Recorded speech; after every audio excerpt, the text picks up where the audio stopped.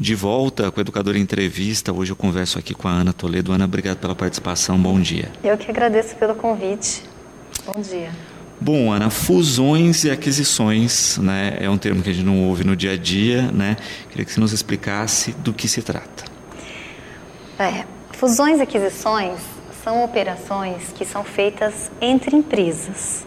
Então, é um mecanismo que as empresas podem utilizar para quê? Para atingir melhor o seu mercado, buscando uma melhor produtividade, aumentar os seus pontos fortes e minimizar os seus pontos fracos.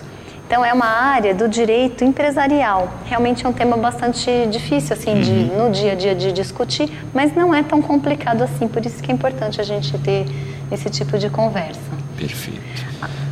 As empresas, quando elas são sujeitas a fusões e aquisições, o que significa esse termo?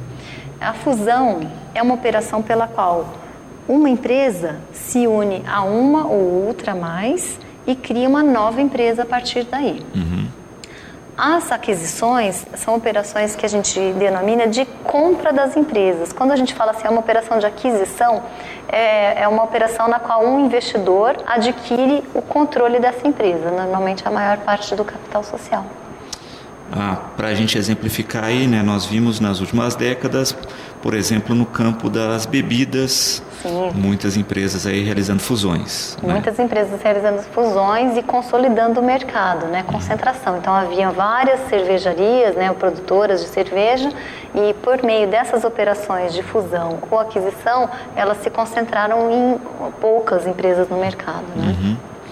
E de fato a gente sai aí, né? Começa a ter um respirinho nesse período de crise e a gente percebe que muitas empresas planejam também para esse período, né? A gente tem um período grande de fusões e de aquisições porque a crise também alavanca isso. Alavanca. E é curioso você mencionar isso porque apesar da crise, o ano de 2017 registrou um recorde nas operações de fusão e aquisição no Brasil. Né? Em parte porque o país é um centro de atenção dos investimentos nacionais, né, e também estrangeiros, e também porque muitas empresas aproveitam, como você disse, o momento de crise, a cisão, que é a quebra da empresa em uma parcela, é um dos mecanismos que podem ser utilizados, inclusive com empresas que estão em recuperação judicial. É uma operação pela qual a empresa que está em dificuldade, a empresa em crise, ela cinde, ela separa um patrimônio, o qual pode ser alienado para terceiros, sem trazer as obrigações da recuperação judicial. Então o adquirente, ele compra esse ativo e essa parte da empresa mais livres, e assim ela obtém recursos para saldar suas dívidas na recuperação judicial. Então a gente tem aí a conjunção desses dois fatores, o fato de ser um país interessante para investimentos e para operações de fusões e aquisições, e também que é um mecanismo utilizado pelas próprias empresas em crise. E não necessariamente a gente vê empresas do ponto de vista estrutural iguaizinhas aí se fundindo, né? Às vezes a gente tem até outros ramos em que se vê uma afinidade e a gente acaba tendo essa soma. Isso, muito importante nessas operações é exatamente esse diagnóstico do que a operação vai trazer de benefício para as partes envolvidas. Então pode ser até pode não ser um setor único, né? As empresas podem ser de setores um pouco diferentes, mas o que elas vão ver? O que vai melhorar nos pontos fortes e o que vai minimizar nos pontos fracos.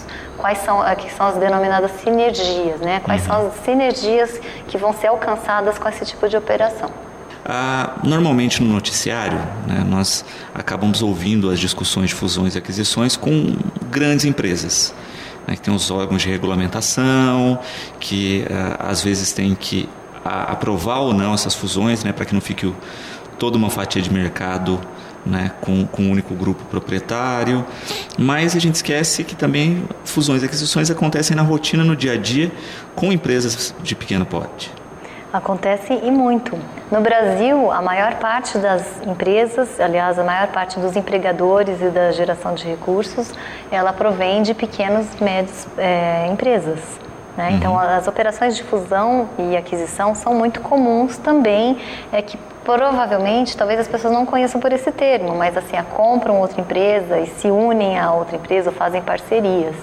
E é muito importante que, mesmo uma operação pequena, tenha uma boa assessoria para que ela atinja os objetivos a que ela se propõe. Então, é necessária uma assessoria contábil, porque essas operações têm um reflexo na contabilidade, na parte de tributos. Ela reflete, na verdade, em toda a operação da empresa. Na parte trabalhista, na parte de contratos e também uma assessoria legal, jurídica, que possa prestar bons serviços para esse empresário, para que essa operação tenha sucesso lá na frente. Porque exatamente aí, né? Os empresários estão nos ouvindo, ou mesmo quem tem vamos dizer assim, uma MEI, né? Uhum. A gente sabe da burocracia, por exemplo, de se fechar uma empresa no país. Né? É difícil. É difícil. E nessa questão, se você não tem um planejamento e uma assessoria jurídica correta na hora de uma compra ou de uma fusão, você pode ter problemas depois. Problemas graves. Por exemplo, se você não tiver uma assessoria jurídica adequada, é possível que as empresas envolvidas percam, por exemplo, um crédito tributário que elas detenham, e dependendo da estruturação da operação, é possível aproveitar esses créditos a favor do empresário. É possível que a operação mal assessorada traga riscos trabalhistas para a empresa, traga riscos de contratos que estão em vigor. Há contratos principalmente de financiamentos, que vedam operações de alteração da composição societária de quem tomou o crédito. Então é necessário fazer um trabalho junto às instituições financeiras para que autorize essa operação, para que vejam a operação como uma coisa viável. Então é muito importante ter essa assessoria para que a operação, ao invés de ser uma coisa boa, né, para que ela seja uma coisa boa, se você não tiver assessoria, uma operação nesse porte, ao invés de se tornar uma coisa boa, pode trazer prejuízo para os envolvidos. E é uma coisa muito comum no Brasil, né? A gente vê empresários capazes, com estruturas e empresas extremamente produtivas, que estão antenadas aí com o mercado, mas que pisam na bola na parte jurídica. E também a culpa é um pouco da parte jurídica, principalmente da parte tributária, que muda muito. Então, realmente, eles precisam, da mesma forma que eles contratam o melhor especialista, ou o melhor funcionário, as melhores tecnologias, que eles também contratem a melhor tecnologia jurídica e contábil para esse tipo de operação. Uhum. Porque tem isso também, né? Quando a gente pensa numa linha de produção, etc., você tem todos os cálculos de custo, de energia, sim, de mão de obra, de produtos, etc., mas muitas vezes esquece de colocar na contabilidade toda essa questão da assessoria e da importância disso, né? Do investimento disso, exatamente como você coloca, né? Para conseguir esses créditos, para conseguir de fato que ela funcione sem ser devorada pela burocracia. Exatamente, é muito importante computar nos custos e enxergar isso como realmente você falou, como um investimento, não só no momento da operação de fusão, aquisição, ou cisão, ou incorporação de empresa, mas num momento até anterior, porque é uma empresa bem estruturada, que tem a sua parte societária bem estruturada, de contratos, até de governança, ela tem muito mais chances dessa consolidação acontecer de uma forma positiva. Durante a operação é importante a assessoria e mesmo posteriormente. A operação, esse tipo de operação, como ele mexe em todos os setores da empresa, principalmente com relação aos funcionários, aos trabalhadores que ali estão trabalhando naquelas empresas que eram separadas e se unem, ou o contrário, é muito importante que o empresário se cerque dos melhores profissionais para auxiliá-lo. É um período de transição também, a operação, e toda transição traz muitos desafios. E quando você se cerca de bons profissionais, a chance de você superar os desafios e aproveitar as situações boas é muito maior. Uhum. E a Cláudia colocando do caminho inverso, que tem acontecido também muito, né? De funcionários de algumas empresas que montam pequenas empresas, montam MEIs para prestar serviços a essas empresas maiores, né? Também foi uma tendência e a gente percebe que em alguns segmentos isso continua acontecendo. Correto. Não se trata de uma cisão, né? São pequenas cisões informais, né? Nós não temos assim a divisão da mesma empresa em várias outras pequenas, mas nós temos os próprios funcionários que abriram suas empresas e que essas empresas menores se organizam ao redor dessa empresa originária. É muito importante, ainda assim, haver uma assessoria nesse caso, porque não é uma cisão, mas esse tipo de relação entre a empresa original e as novas empresinhas, ela tem que ser bastante cuidadosa para que seja efetivamente uma prestação de serviço. Porque também é possível utilizar esses mecanismos para fragilizar a relação de emprego, né, de mão de obra, para evitar impostos também, e que não são estruturas corretas do ponto de vista legal a serem adotadas. Quando é realmente a criação de MEIs e que há uma prestação efetiva de serviço, com o recolhimento dos tributos, é muito vantajoso porque, de uma certa forma, você amplia a base empresarial, né? Mas é necessário ter muito cuidado para que esse tipo de operação seja bem estruturado e os contratos entre as MEIs e a tomadora do serviço sejam bem dentro da legalidade. Até para não continuar caracterizando aí uma ação, né, empregador-funcionário. Exatamente. E essa caracterização é que é perigosa, porque pode, por um lado, vir a buscar a fragilidade do vínculo de emprego, que a pessoa continua tendo, só que por meio de empresas ela vai ter menos benefícios, e ao mesmo tempo pode ser uma efetiva prestação de serviço que, se o tomador não tomar cuidado, pode se caracterizar uma relação de emprego também e ele ficar no prejuízo nessa relação. Perfeito. Voltando aí à questão das grandes empresas, né, nós falamos dessa questão muitas vezes de concentração de mercado. Sim. E da gestão disso que é feita pelo CAD. Né? Quem não conhece o CAD, vamos a isso, né? O que é o CAD? O CAD é um órgão do governo que busca evitar que exista concentração de mercado. Por quê? Para preservar a ordem econômica e a possibilidade do consumidor de ter mais opções e de ter mais fornecedores. Então, ele é uma entidade que, quando há uma grande fusão e uma grande incorporação, ele fiscaliza. Essa operação tem que ser submetida à análise prévia do CAD para então poder produzir os seus efeitos.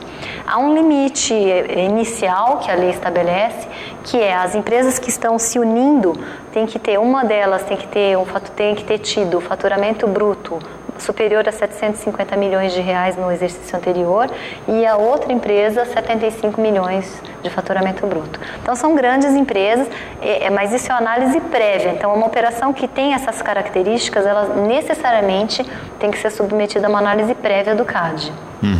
Não significa que em outras operações menores, se houver um ato de concentração de mercado, com a fragilização das relações de consumo ou uma infração à ordem econômica, o CAD também ele pode ser acionado para verificar o que está acontecendo com aquela operação, mas ele não vai ter feito essa análise prévia e obrigatória. E de fato, né, essa análise é importante na rotina da vida de todos nós, né, porque se não fosse isso, às vezes a gente teria um susto aí com um determinado produto, com determinada ação concentrada numa empresa, e ela começa a ditar os valores disso. Exatamente, porque se você concentra o mercado, você só tem um fornecedor, o consumidor não tem como recorrer ao concorrente, né? Então o CAD ele fomenta que exista uma concorrência no país, em vários setores. No Brasil há até uma certa concentração em alguns setores, né? Mas a economia caminha para que haja uma regulação, para que você tenha opções, por exemplo, de contratação de serviços, seja de telefonia, de postos de gasolina, de supermercados, que sejam bem pulverizados para que o consumidor tenha uma habilidade de negociação e de escolha. E por isso que a gente vê muitas vezes, né, no noticiário ser anunciada a fusão de grandes empresas e depois a coisa volta atrás. Porque se não for aprovado, se o CAD considerar que aquela operação pode causar uma infração à ordem econômica, uma fragilização do consumidor, ele não aprova aquela operação. Ou aprova com algumas condições, né? Sem dúvida, tem restrições. Restrições para minimizar ao longo do tempo essa concentração. Por isso a questão do acompanhamento, do assessoramento jurídico é fundamental também, né? Com certeza. É muito importante, mesmo nas grandes operações, é muito importante porque você alerta o cliente para esse tipo de necessidade de obedecer à legislação de concentração e também nas pequenas e médias empresas por tudo aquilo que a gente falou. Até mesmo para a parte de organização da empresa para que ela possa entrar num processo de fusão e aquisição. Porque às vezes você cria isso, né? Você tem um ponto de anúncio de alguma fusão ou começa a fazer uma estruturação e depois tem que ser voltada. E isso causa um prejuízo muito grande à imagem dos envolvidos, né? Então é uma questão até da equipe que está envolvida ali naquilo, né? Então é necessário um planejamento prévio, cumprir as etapas desse tipo de operação, que é uma operação bastante complexa do ponto de vista jurídico, trabalhista, de contratos, a da equipe, né? Pensa uma empresa que vai ser incorporada por outra, os funcionários daquela empresa, como que eles vão se situar, como é que eles vão ser informados a respeito da operação e aí chega num momento que volta a operação atrás, é muito complicado. A operação indo adiante já é sensível e tem que ser ter bastante atenção nesse aspecto das pessoas. Sem dúvida. Porque muitas vezes a gente vê também essa questão, né? Nas fusões, aí a gente fica pensando na questão patrimonial, de mercado, mas também tem o dado humano aí, que são os profissionais. Sim, na verdade é uma ilusão a gente achar que é uma questão de capital, porque a empresa ela é formada pelas pessoas, pela equipe. Então existe um acompanhamento prévio, durante e após esse tipo de operação de fusão ou de cisão ou de incorporação com a equipe. Porque uma equipe integrada, uma equipe que tenha a transparência da gestão, que ela saiba o que está acontecendo, o que vai acontecer, ela viabiliza que a operação patrimonialmente tenha sucesso. Tem primeiro das pessoas, muito mais das pessoas, para que elas deem o resultado esperado. Sem dúvida. E de fato é uma questão que vai envolver toda uma questão não só jurídica aí, mas desse pensamento do todo, mas que se não há essa assessoria, né, e a gente tem visto isso na rotina, né, problemas se instalam, né? Muitas vezes vê só o dado técnico e não a questão jurídica, faz o anúncio e aí depois, não foi possível, volta atrás. Exatamente.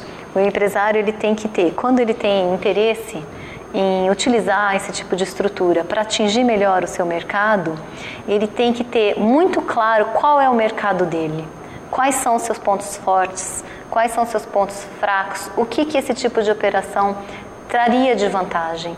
Ele tem que contratar uma assessoria legal, uma assessoria contábil, experiente nessa área, para que possa haver uma mensuração realmente do que essa percepção do empresário, se ela vai se efetivar em termos numéricos mesmo. Então fazer uma análise prévia com métricas, né, da empresa que está sendo incorporada e a outra que vai ser cindida.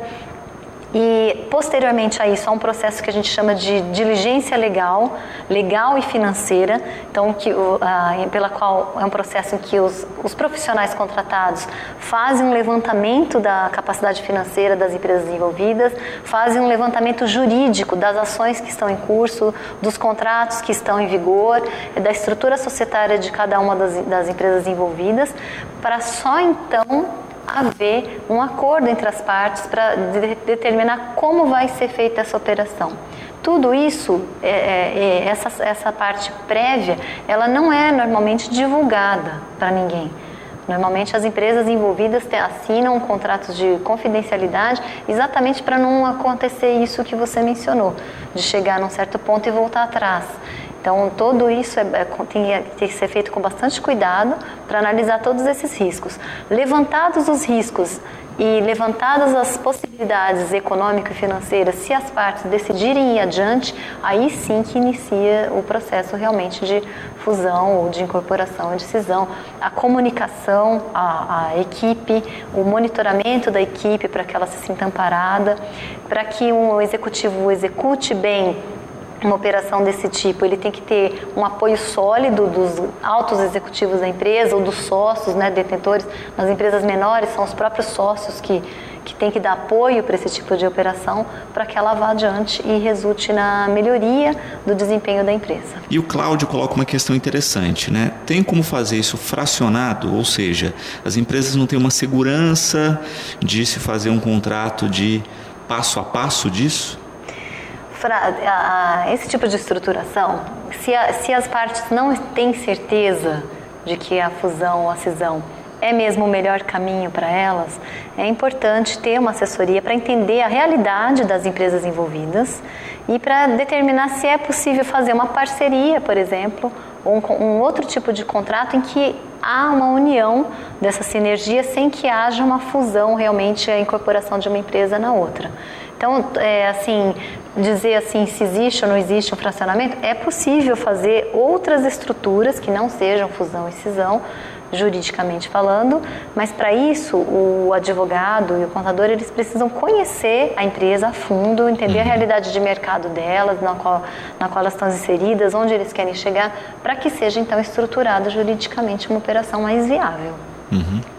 E de fato isso, né? Uma predisposição aí, em qualquer sentido desse, seja de fusão, aquisição ou um caminho intermediário desse, tem que se dar todos os subsídios para o contador e para o advogado. O advogado e o contador têm que conhecer a realidade em detalhes, por isso que é feito esse levantamento legal e financeiro, pois de outra forma a assessoria vai ser falha. Se ela não conhecer exatamente em que situação que a empresa está e aonde o empresário quer chegar, ela não vai ter condições de prestar um bom serviço. Então é muito importante uma total transparência com o advogado, o contador e os empresários. E muitas vezes nós vemos isso, né? Experiências que não dão certo porque são feitas a toque de caixa e muitas vezes naquela opção de salvar a pátria de ambas as empresas, né? A gente vê muitas fusões e aquisições porque você tem dificuldades, né, que não foram sanadas e acham que esse caminho pode ser a salvação. Nada que é feito assim de afogadilho dá certo. Principalmente na questão financeira, né? Eu tenho um ditado antigo que fala que o dinheiro não leva desaforo para casa. Então, assim, tentar economizar tempo, assessoria jurídica ou contábil, para fazer a coisa no atropelo, decisões tomadas com base na emoção, na parte financeira e de gestão, normalmente não funciona. É importante o empresário ter aquele sexto sentido, ter aquela percepção, isso é, né, da pessoa empreendedora, isso é muito importante. Mas é muito importante pegar essa percepção, colocar no plano da racionalidade, dentro da lei, dentro dos princípios contábeis, para que então aí essa percepção funcione. Para as pessoas que ainda querem saber mais a respeito, Ana, existe material onde entrar em contato com você, para as empresas que têm algum interesse nesse sentido, como obter mais informações? Existe material, né, na Rede Mundial de Computadores, tem vários artigos escritos a respeito deste assunto, tem as próprias notícias das operações que estão em andamento e caso queiram entrar em contato comigo, o meu e-mail é ana@dossoadvogados.com.br. Ana@dossoadvogados. Dosso, como é que é? DOSSO advogados, tudo junto.com.br. Perfeito. Vale salientar isso, né? Cada caso é um caso específico, né? Tem que ter essa orientação pontual, exatamente, e com uma sinergia aí, um contato muito forte entre contador e advogado. Há uma sinergia muito forte e cada caso é feito sob medida. É como o trabalho de alfaiate. Né? Tem um trabalho de alfaiataria. A gente tem que entender o cliente, conhecer aquele cliente. A mesma solução que é dada a um não necessariamente será boa para o outro cliente. Sem dúvida. Ana, quero agradecer a presença aqui no programa, pela atenção conosco. Espero aí ter esclarecido as dúvidas dos nossos espectadores e deixo o convite aí para voltar a participar com a gente. Muito obrigada por tudo, obrigada a todos e até uma próxima oportunidade. Bom, na sequência do programa eu converso com o capitão Gustavo Henrique Lázaro, nós vamos falar um pouquinho do trabalho da PM e de segurança. Nós voltamos já.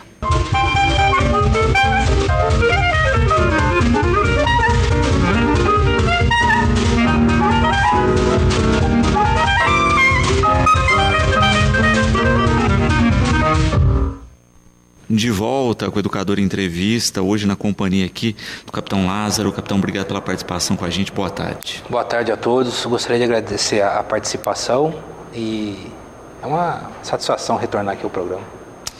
Bom, capitão, nós temos aí, né, e hoje foi uma das notícias aqui nossas, né, a questão de furto aqui no Centro de Lazer do Trabalhador, em especial furto de parte elétrica, né? Há uma semana atrás nós noticiávamos também no espaço cultural aqui da cidade também furto de fiação, e é a pergunta do Ricardo aqui especificamente, né? Cada vez mais nós vemos esse tipo de ato, não só em Batatais, né, em todas as localidades, e ele questiona exatamente isso, né? Existe esse mercado e como que fica a questão da receptação, né? Porque também aí não é só quem pratica o furto que está sendo criminoso, mas o receptador desse material também aí está cometendo um crime. Perfeitamente. Agora, nosso objetivo é mapear esses locais onde ocorreram os furtos e mapear os possíveis locais que estão receptando esses produtos furtados. Porque, por exemplo, em Ribeirão, que é uma cidade um pouco maior, tem acontecido isso, tem prejudicado a rotina de várias instituições lá, e é uma preocupação nossa, mapear o local furtado e os possíveis receptadores que estão incorrendo em crime também. E aí já fica alerta aí para o pessoal daqui do alto, né, da Vila Cruzeiro, né? Muitas pessoas aí amanheceram sem o fornecimento de água porque foram furtados aí os cabos, inclusive da bomba d'água que abastece aqui a região da Vila Cruzeiro. E a gente percebe muito isso, né? A gente vê que a questão da criminalidade ela oscila, né? Às vezes é um segmento aí da criminalidade que está em alta e nesse sentido, né, os furtos em especial de material elétrico passam por essa oscilação, né? A hora entra em alta novamente. Perfeitamente, oscila e migra, né? Tem a migração do crime também. Agora é essa questão da fiação, que é uma preocupação nossa, assim como não vamos deixar de ter atenção aos furtos à residência, o furto de veículo, que é o principal objetivo nosso, está sempre tendo uma demanda. Como, por exemplo, na semana que vem teremos o feriado aqui em Batatais, em que pese não ser um feriado prolongado, algumas pessoas acabam saindo de suas residências. É interessante que uma orientação que está dentro do programa Vizinhança Solidária, que temos o objetivo de expandir para todos os bairros. Começamos no Canadá e iniciamos agora recentemente no bairro Castelo. Essas pessoas que vão sair das residências, avisar, por exemplo, o vizinho que está deixando a residência. Um detalhe interessante tradicionalmente, nossos pais, nossos avós deixavam as luzes acesas. Isso aí já chama a atenção do infrator da lei que vê um imóvel, por exemplo, com a luz 24 horas e noite acesa. Eles vão notar que não tem pessoas naquela residência. Aquela caixinha do correio, aquela panfletagem que as pessoas colocam, os entregadores colocam na caixinha, vai acumulando. Isso aí chama a atenção também do infrator da lei. A garagem, o alpendre também com muita correspondência. Ele observa que aqui tem um acúmulo de panfletos e tem ninguém retirando. Significa que a casa está vazia também. Orientar o vizinho a estar retirando esses panfletos, que é uma coisa, é um detalhe, mas acaba chamando a atenção do infrator da lei. E também por isso, né? Às vezes a pessoa fala assim, mas eu não tenho nada de valor na residência. Mas muitas vezes volta de viagem e não tem a fiação mais da residência. Perfeitamente, como nós falamos no início, a questão da fiação, principalmente nas residências recém-construídas, entendeu? Torneira, entendeu? Fio, fora o dano que é causado no portão, na porta, entendeu? Isso aí é um inconveniente que acaba sendo causado ali na residência do morador.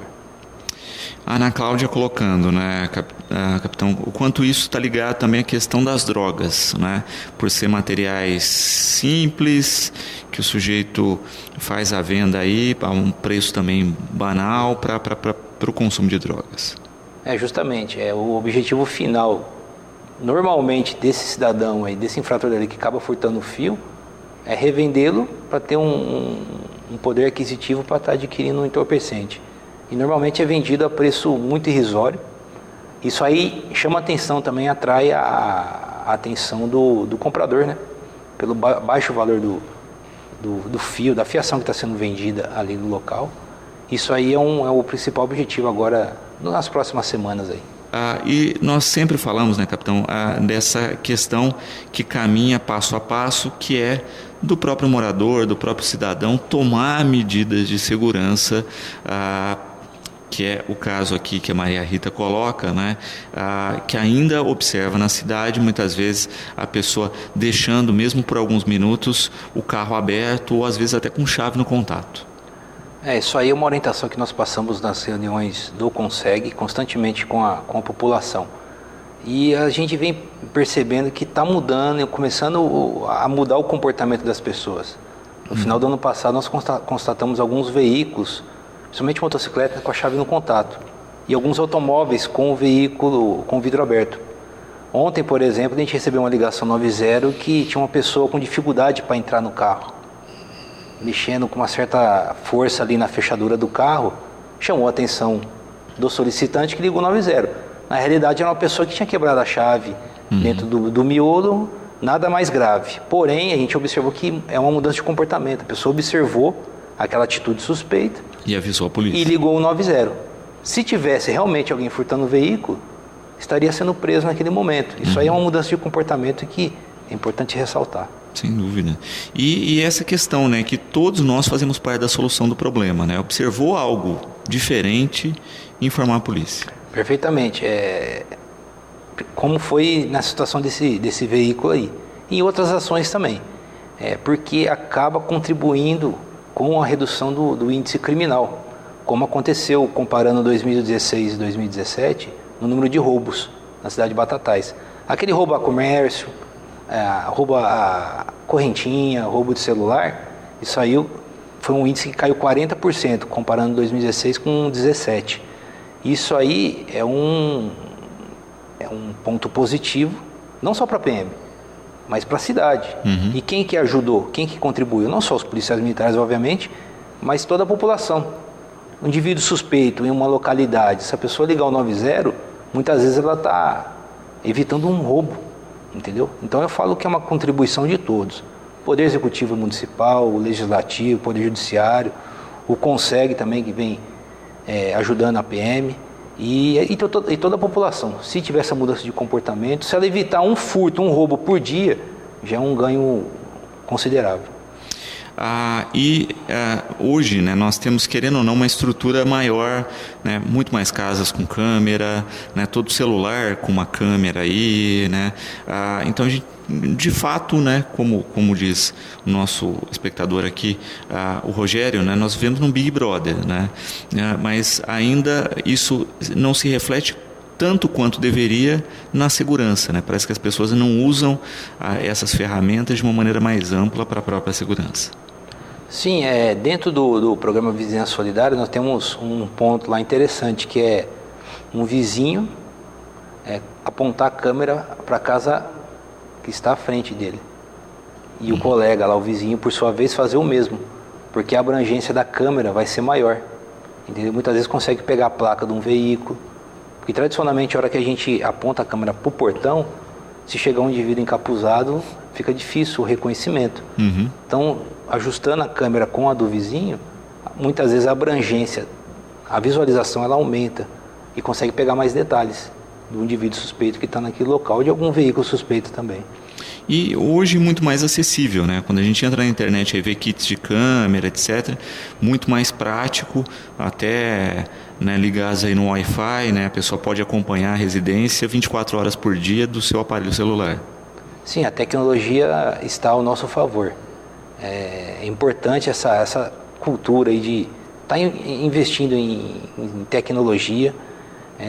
Estamos em tratativas aí com o Poder Executivo Municipal, o CONSEG, para estar no futuro próximo aí, adquirindo algumas câmeras, colocando algumas câmeras. Vamos ver a possibilidade disso aí no futuro bem próximo. Perfeito. O Sérgio, né, colocando como é que está essa questão da transição aí da elaboração do boletim de ocorrência, né, que vai passar a ser online, não é? Perfeitamente. A médio prazo teremos a confecção do boletim de ocorrência na base, lá da Polícia Militar, assim como na própria viatura, através dos tablets.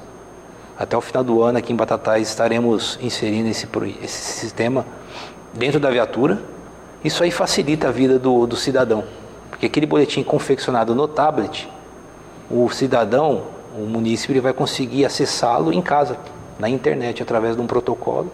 Isso aí facilita. Não tem aquela demora no estabelecimento público, tem a comodidade de estar conseguindo o BO nem sua residência. Sem falar da questão burocrática também, da eliminação de papel, né? Funciona... Perfeitamente. Isso aí facilita, né? E gera uma economia aos cofres públicos também. O Pedro, né? Falando aqui a respeito da... se a PM tem autuado a questão dos veículos com som abusivo. São poucos os casos aqui em Batatais, mas é importante ressaltar que a gente precisa constatar essa situação. Muitas vezes a pessoa liga o 90 por conta do som alto, mas a hora que a viatura chega, o som já não está naquelas condições próprias para estar confeccionando a autuação. Mas a PM tem totais condições, dentro do Código de Trânsito Brasileiro, para estar confeccionando essa autuação. E quando a gente pensa na mudança da legislação, né, também vale ressaltar isso, né? Muitas vezes a gente tem umas questões aí que viraram rotina para as pessoas, mas não é o que a lei diz, né? Então, por exemplo, a da pessoa querer justificar, não são 10 horas da noite ainda, eu posso estar com som. A regra da perturbação é qualquer horário. Perfeitamente. O Código de Trânsito Brasileiro, na recente alteração que teve, ele deixa claro que não tem esse parâmetro de hora. Entendeu? Basta apenas a constatação por parte do agente de trânsito ali, que no caso é o policial militar. E também não tem mais a necessidade de decibelímetro. Não consta essa alteração na legislação por conta da dificuldade de conseguir esse equipamento. A lei veio a favor para estar facilitando a vida do agente de trânsito ali. Sem dúvida. E de fato a gente percebe isso, né? O quanto as pessoas às vezes ficam atreladas ou amarradas com uma legislação que já não existe, né? Não procuram se informar, e depois quando a multa chega é que tem ciência de que cometeu uma infração. Isso aí acontece constantemente aqui não só em Batatais, mas no Brasil inteiro. É importante a população estar acompanhando a mudança nas legislações. O quartel lá está aberto para qualquer informação, qualquer dúvida que quiser tirar, para estar multiplicando essa informação para o bairro ali, para as pessoas com as quais ela convive. Gilmar, parabenizando pelo trabalho, né? Diz que acompanhou inclusive o trabalho da PM durante o Carnaval, né?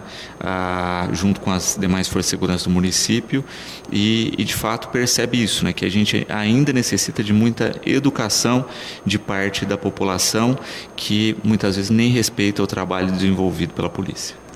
Não tivemos incidentes graves no período do Carnaval, nem naquela semana que antecedeu. Isso aí é graças ao trabalho da Polícia Militar, dos órgãos municipais também, do CONSEG, e o comportamento do povo aqui de Batatais também. Foram pequenos casos isolados que ocorreram, mas de maneira geral foi a contento o Carnaval em Batatais. E muito ligado ainda a gente percebe com a questão do álcool, né? Que, querendo ou não, gera um incidente ou outro. Sim, muitas vezes a pessoa não mede a consequência, né, daquela situação de estar ingerindo álcool, principalmente conduzindo o veículo o automóvel, logo após ter ingerido a bebida alcoólica. Mas, de uma maneira geral, Batatais teve a contento o Carnaval. Rogério, nós falávamos a respeito disso nos blocos anteriores, né, dessa oscilação aí da criminalidade, né, da mudança. E ele colocava isso, né? Nós tínhamos problema com relação muito grande aí na região com os furtos das agências bancárias aí, né? A carros fortes, etc. E que parece que é uma coisa que deu uma estagnada no momento, né? Sim, como foi falado no início, ele migrou, podemos dizer assim, e são momentos sazonais. A gente vai de acordo com o movimento do crime. Nós criamos alguns mecanismos de prevenção a esse tipo de crime, né, que é o furto a caixa eletrônico. Eram as explosões que nós conhecemos aí através da imprensa, e conseguimos conter esse tipo de situação. Mas a gente nunca baixa a guarda, né? A gente sempre procura estar atento a essa questão aí, para que não volte a ocorrer aqui na cidade de Batatais. E muitas vezes a gente acaba vendo até isso, né? Se falava muito da questão, por exemplo, a agência de valores aqui que houve em Ribeirão e que a mesma quadrilha teria atuado no litoral, etc. Então também tem essa oscilação dos próprios criminosos nessas ações mais vultuosas de migrarem de região até para surpreender regiões que ainda não passaram por isso e que não tomaram ações preventivas. Perfeitamente, principalmente nessas regiões aí onde não ocorreram, nós temos uma atenção redobrada, porque tradicionalmente depois que ocorre um fato, há uma tomada de medidas para evitar. Isso aí afasta o infrator da lei. Mas naquelas cidades onde não ocorreram, cidades menores, acaba sendo alvo desses infratores da lei. Então a gente tem que antecipar e tomar algumas medidas de cautela ali para que não seja alvo desses infratores como foram em outras cidades. Sem dúvida. E de fato é essa questão, né? Muitas vezes fica difícil dentro da rotina, né? Até a previsão dessas questões, porque normalmente você está focado naquelas ações que estão ocorrendo. A gente sabe que também a atuação hoje da polícia não é só local, né? Mas ela é regional, de ter migração de efetivo para eventos, para atividades afins. Então é sempre uma série de ações que são implementadas rotineiramente e que, lógico que por mais que tome medidas de cuidado aí, você acaba tendo algumas surpresas. Isso aí é de acordo com a demanda. Muitas vezes surge a demanda de uma última hora e a gente tem que adotar algumas medidas, entendeu? E não é somente ação de polícia, a médio e longo prazo que vai inibir essa situação também. Isso aí passa pela mudança na legislação, que é extremamente importante.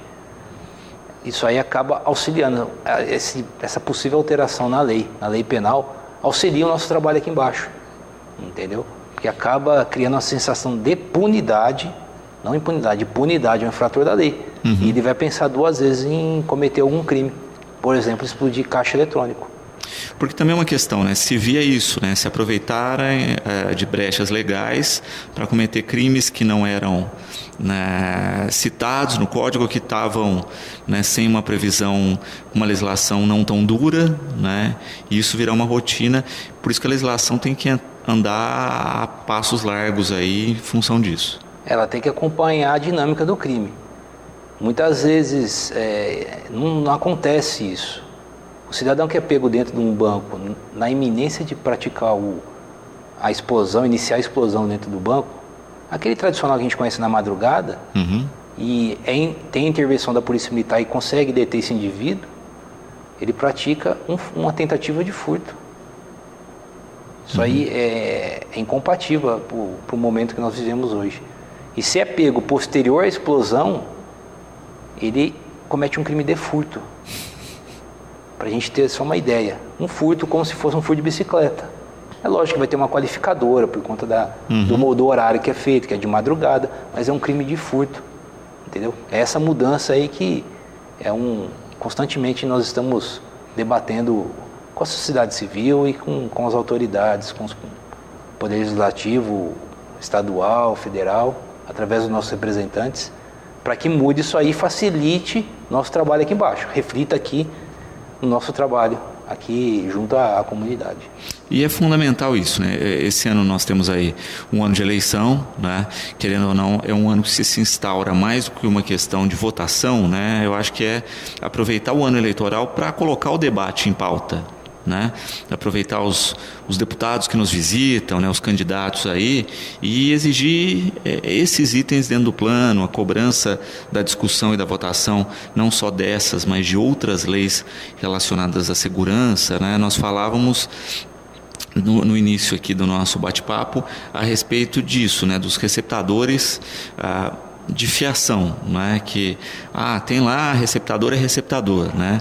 Mas a gente percebe que muitas vezes você está causando danos a uma população inteira que está ficando sem abastecimento de água porque, né, teve aí uma fiação furtada. Então tanto o criminoso quanto o receptador, a legislação tem que começar a prever essas questões e ter punições um pouco mais severas. Sim, com certeza. Nesse caso aí, vai prejudicar muitas pessoas, uma comunidade inteira. Poderia ser um agravante. Uhum. no crime de receptação. Sem dúvida. Entendeu? E que hoje a gente passa batido na lei com relação a isso. Justamente. Passa batido. Ou esse agravante aí tem uma pena maior. Entendeu? Porque está prejudicando muitas pessoas dentro da comunidade. Sem dúvida. E isso a gente está falando aqui de uma questão de abastecimento de água, né? Mas a gente tem hospitais que passam por problema, né? Postos de saúde, escolas, né? E que de fato, né? Você pensa no hospital, você está colocando de fato a vida de outras pessoas em risco num furto de fiação. Perfeitamente. Em Ribeirão Preto acontece de semáforo. Logo pela manhã, 6 horas da manhã, com o fluxo está muito grande de veículos, causa um acidente, entendeu? Por conta do semáforo lá com problema de fiação. Sem dúvida. Nós tivemos aí, né, noticiado em Ribeirão, inclusive, aquela iluminação mais antiga, né, na beira do córrego ali em frente à rodoviária e tal. Teve um trecho inteiro furtado, é uma extremamente movimentada, né? A gente fica tentando entender como uma coisa desse tipo acontece, né? E que teve aí alguns quilômetros de fiação furtada, né? E o nosso objetivo é que não aconteça aqui em Batatais. Vamos antecipar esse tipo de situação, fazer a checagem dos pontos onde ocorreram e os possíveis receptadores também. E aí a gente apela à população, né? Olha, sabe da questão, né? Tem informações, tanto de receptação quanto de furto, comunique a polícia, entre em contato, né? Perfeitamente. Esse trabalho é importante da comunidade junto à Polícia Militar. Também nessa questão, capitão, muitas vezes a pessoa fica com medo, inibida, olha, minha região é um pouquinho mais perigosa, né? Dá para se fazer o comunicado também anônimo, né? Com certeza. Nós garantimos o sigilo dessa pessoa e orientamos também o policial para que, talvez, sabendo de alguma informação que foi passada ali e de quem passou, evite tecer comentários naquele local ali, para não expor o denunciante, entendeu? E ter ganhar um pouquinho mais de proximidade com a instituição policial militar. Clara, colocando uma outra questão que eu acho também interessante aqui, né? Hoje, com a questão das redes sociais, muitas vezes as pessoas perderam também a noção de onde encaminhar a sua reclamação. Então, às vezes a gente põe a pessoa e observa a pessoa, né, colocando a questão na rede social e não comunicando de fato à polícia. Isso é importante. Para nós tomarmos alguma medida saneadora com relação a não só a denúncia de algum crime, alguma coisa assim, mas também algum desvio de comportamento do policial militar, nós precisamos tomar ciência dessa informação, ciência formal. Muitas vezes rede social não chega ao nosso conhecimento, entendeu? Mas uma denúncia formal do que ocorreu para estarmos apurando aquela conduta. Com relação também à questão não só das denúncias aí, né, mas da própria atuação ligada às denúncias, a nossa espectadora colocando o seguinte aqui, né? Muitas vezes você tem também um período aí de investigação do fato, né? Muitas vezes a pessoa, e hoje em dia a gente tem muito isso, né, de querer tudo a toque de caixa, né? Mas dependendo da ação ou da denúncia, ela leva um tempo para ser apurada e as pessoas também têm que ter paciência nesse sentido. Sim, porque o sistema brasileiro exige isso aí ainda, infelizmente. A coleta de provas, até porque essa pessoa, se for processado, esse autor, esse infrator da lei, ele vai ser julgado, tem um processo, tem a defesa, tudo mais. Então, para estar condenando um infrator da lei, tem que ter muitas informações, muitas provas contundentes ali no inquérito que foi instaurado, para que quando chegar no fórum, chegue com um subsídio, para o juiz estar conseguindo condená-lo. Renato, parabenizando pelo trabalho, né?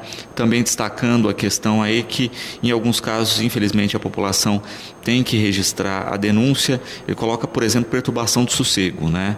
Tinha um vizinho complicado aí com relação a isso, mas sempre a vizinhança ficava receosa de denunciar, né? Só chamavam a polícia, mas não registravam a reclamação e só resolveram quando vários vizinhos começaram a registrar a reclamação de maneira rotineira. Esse é o caminho correto a ser realizado. Não basta somente ligar o 90. Esse registro não precisa ser necessariamente naquele momento. porque às vezes é de madrugada e fica difícil para o solicitante estar registrando. Mas é importante que mais de uma pessoa faça esse registro, para que fique comprovado que aquele som está perturbando a comunidade naquela rua, e não só uma pessoa, entendeu? Dá mais contundência à prova.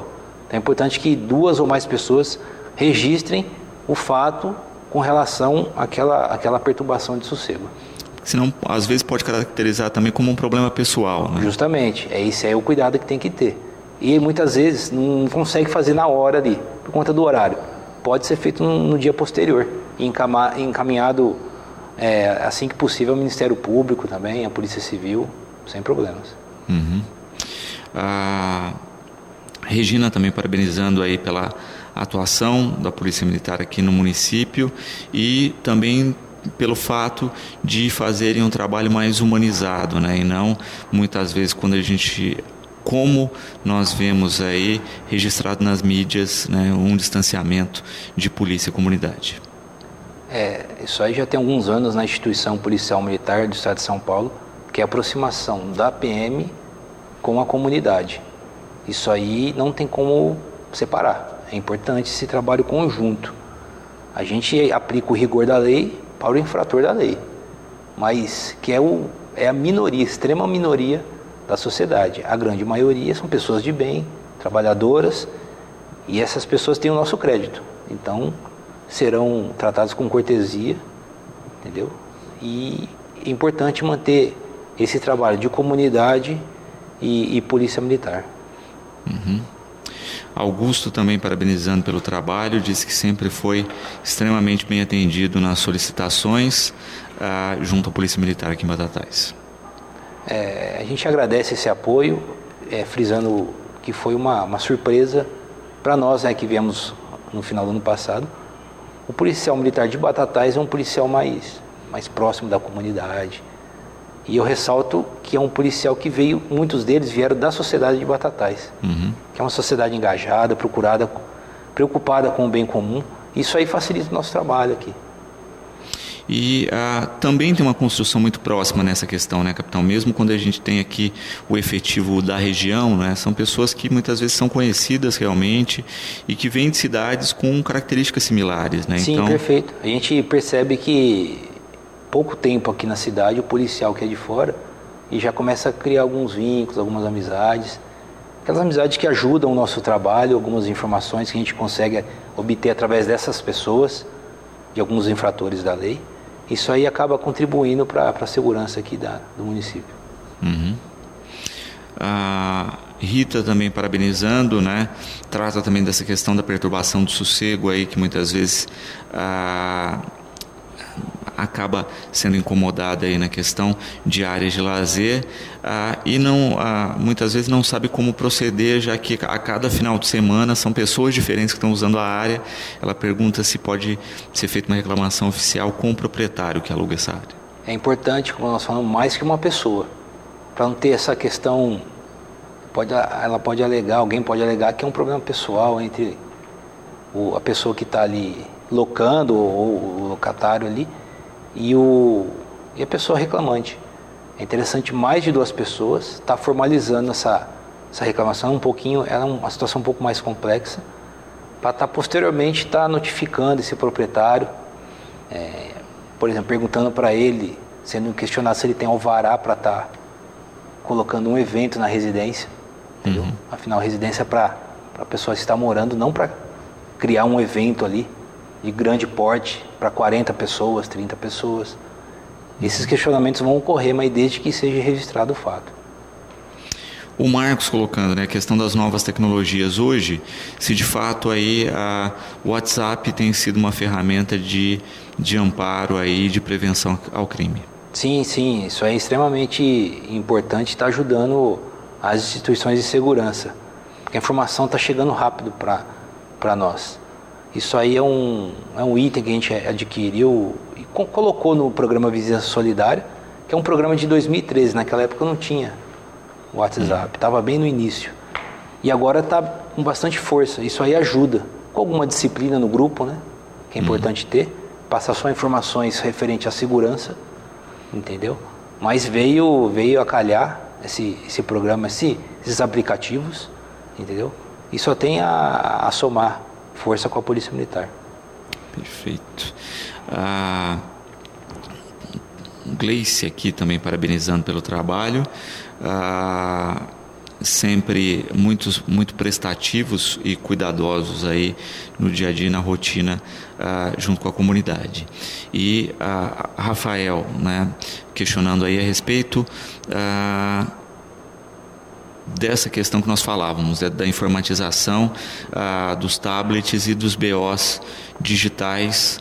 O capitão já falou a respeito disso, né? A partir do momento da digitalização, todo mundo vai receber um código. Sim. E que vai poder acessar digitalmente. Isso já começou em São Paulo, na capital, né? Está passando por Ribeirão Preto, até o final do ano começa em Batatais. Entendeu? É a ocorrência que vai ser gerada para o policial militar lá no tablet dele que está no painel, e ali mesmo ele vai confeccionar o BO se necessário. Esse BO a pessoa ela consegue imprimi-lo, ter a visualização dele em casa através do site da PM, na internet. E ela consegue vê-lo através de um protocolo, o número de protocolo que o policial vai passar ao solicitante ali no local da ocorrência. Então agiliza o processo, o cidadão fica menos tempo preso ali na ocorrência, digamos assim, entendeu? E o mais importante, acaba liberando a viatura mais rápido, entendeu? Para continuar o patrulhamento e atender outras pessoas. Sem dúvida. Capitão, quero agradecer a participação, a presença aqui com a gente, né?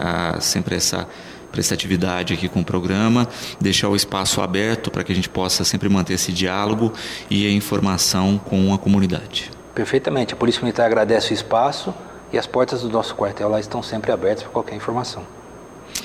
Bom, o programa de hoje vai ficando por aqui, tá certo? Nós reforçamos aqui, né, o comunicado à população da Vila Cruzeiro, né? Nós tivemos furto de cabo de energia da bomba que abastece aqui essa parte da Vila Cruzeiro, que fica ali junto ao Centro de Lazer do Trabalhador, tá certo? A equipe está trabalhando para reconstituir aí todo o sistema, mas vai haver falta de água até a recomposição da parte elétrica dessa bomba. O programa de hoje fica por aqui, voltamos como sempre amanhã, logo após Fique Sabendo, com mais um Educador em Entrevista. Até lá.